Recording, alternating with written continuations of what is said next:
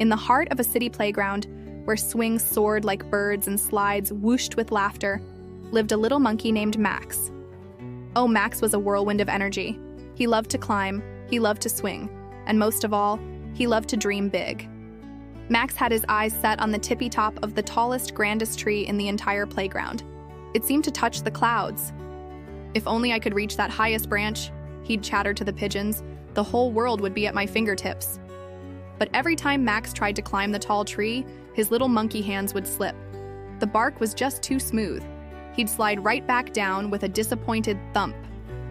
One sunny morning, as Max sat sadly at the base of the towering tree, a flash of bright green and blue landed beside him. It was Penny, a parrot with feathers as vibrant as a rainbow and eyes as bright as shiny buttons. "What's got you looking so glum, little monkey?" chirped Penny. "Your usual bouncy self seems to have flown away."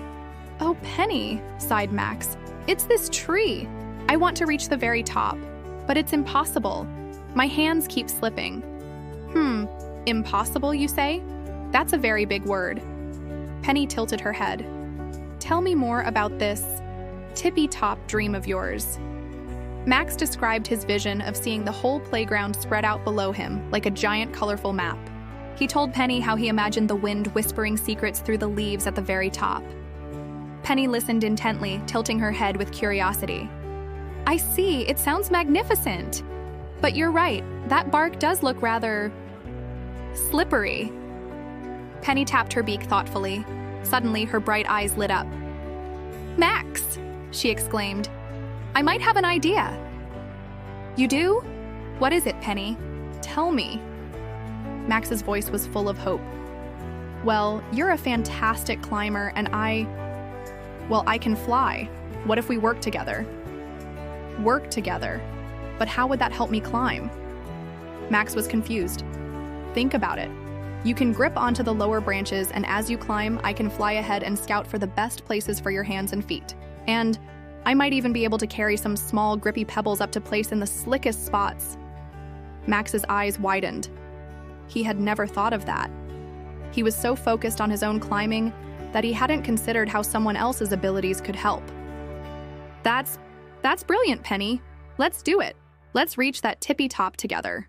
And so the unlikely duo began their ascent. Max carefully gripped the lower branches, his strong monkey arms pulling him up. Above him, Penny soared, her keen eyes spotting the best holds. "A little to your left, Max," called Penny. "There's a knot in the wood that looks sturdy." And sure enough, Penny was right. Max found the knot and got a better grip. Then, on a particularly smooth section, Penny carefully dropped a small, rough pebble into a crevice. "Try that spot, Max. It should give you some traction." "You're a genius, Penny. It's working." They continued their climb, Max's strength and Penny's sharp eyes and clever ideas working perfectly in sync. There were moments when Max felt his grip weakening and Penny would chirp encouraging words. There were times when Penny couldn't quite reach a certain spot to place a pebble, and Max would stretch just a little bit further. They were so close. They could almost feel the wind rustling the leaves at the very top. But then, oh no. A particularly wide and slippery section of the trunk loomed ahead. Max tried to reach across, but his fingers just slid. He wobbled precariously. I don't think I can make it, Penny. It's too far." "Don't worry, Max," said Penny with determination. "I have one more idea." Penny flew above Max and then swooped down, holding a sturdy vine she had spotted dangling from a nearby branch in her strong beak. She carefully lowered one end down to Max. "Grab hold of this, Max. I'll help pull you across." With Penny's help, Max carefully swung across the slippery section. He made it, and just a moment later, he reached the highest branch. He was there. And right beside him landed Penny, her bright feathers gleaming in the sunlight. From their amazing viewpoint, Max and Penny could see the entire playground spread out beneath them. The swings looked like tiny arcs, and the slide like a colorful ribbon.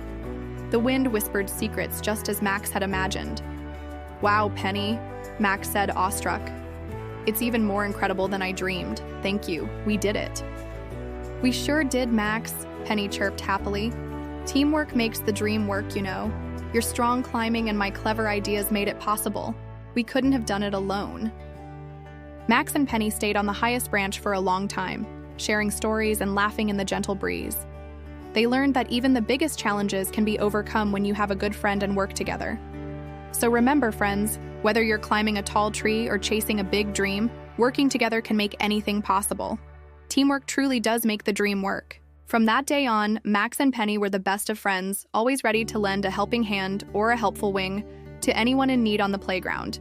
And they never forgot the important lesson they learned on the tallest tree. If you like our videos, do like and subscribe for more.